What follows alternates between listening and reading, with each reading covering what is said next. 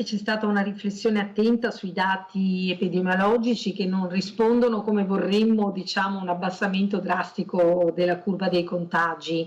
E quindi l'idea di riprendere ora la didattica in presenza, prima al 75%, poi sulla base di un'ordinanza del ministro Speranza il 50%, e ci esponeva comunque a rischi notevoli e soprattutto al rischio di richiudere dopo pochi giorni. La chiusura delle scuole superiori del Veneto proseguirà per tutto gennaio. L'ordinanza firmata dal presidente della regione Luca Zaia è sposata dal direttore dell'ufficio scolastico del Veneto Carmela Palumbo.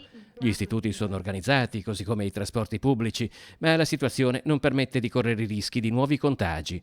Senza contare che la prossima colorazione delle regioni avrebbe potuto determinare una nuova chiusura dopo appena pochi giorni.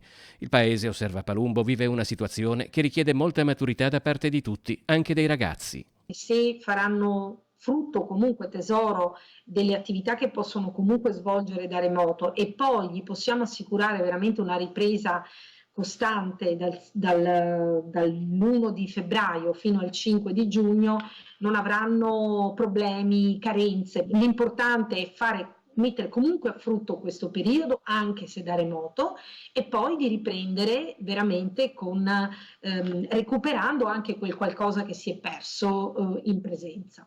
La scuola peraltro è pronta a riprendere l'attività in presenza una volta terminato il periodo di didattica a distanza. Sicuramente se il quadro epidemiologico andrà verso, diciamo, un orizzonte di tranquillità, immagino soprattutto più verso la primavera che il primo proprio l'1 di febbraio, e si potranno sicuramente organizzare delle attività anche integrative da parte delle scuole, soprattutto per i ragazzi che fanno il quinto anno e che quindi dovranno affrontare l'esame. E quindi diciamo ci saranno delle modalità senz'altro che le scuole metteranno in piedi.